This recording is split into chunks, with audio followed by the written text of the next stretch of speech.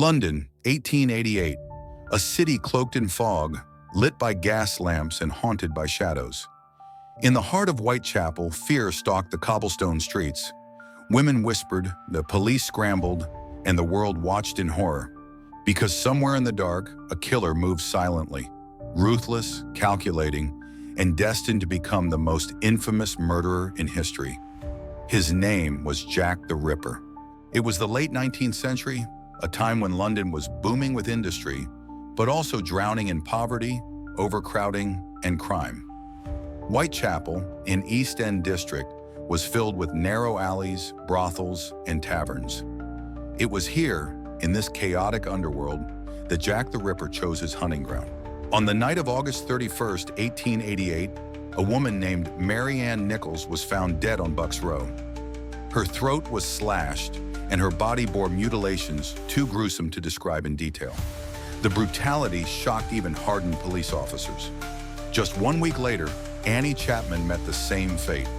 Then on September 30th, two more women, Elizabeth Stride and Catherine Eddowes, were killed within an hour of each other. London had never seen anything like it. The final canonical victim, Mary Jane Kelly, was discovered on November 9, 1888, in her small room. Her murder was the most horrific of them all, the violence so extreme that it seemed almost inhuman. As news of the killing spread, panic gripped the city. Newspapers printed lurid headlines describing a phantom-like figure who vanished into the night. The public gave him a name that would echo through history, Jack the Ripper.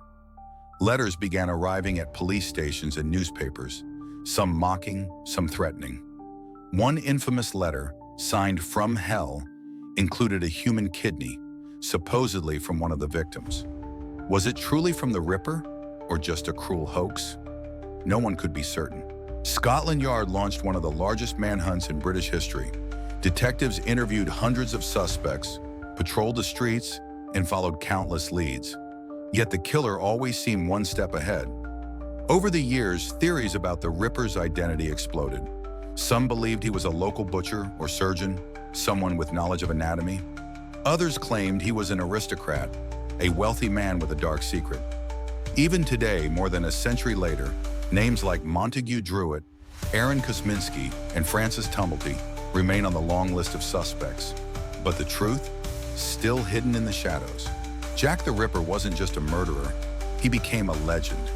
His crimes transformed the way police investigated serial killers, introduced the concept of profiling, and changed the way media covered crime.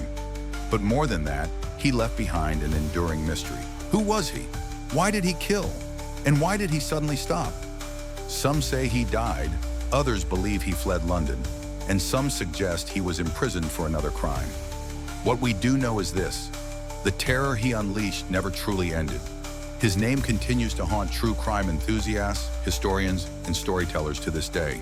So picture it: the gas lamps flickering, footsteps echoing down a foggy Whitechapel alley.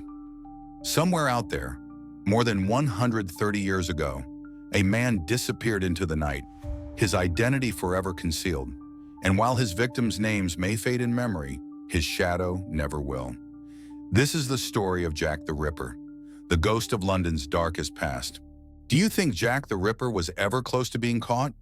Or do you believe his identity will remain a mystery forever? Let us know in the comments, and don't forget to subscribe for more true crime and mystery stories.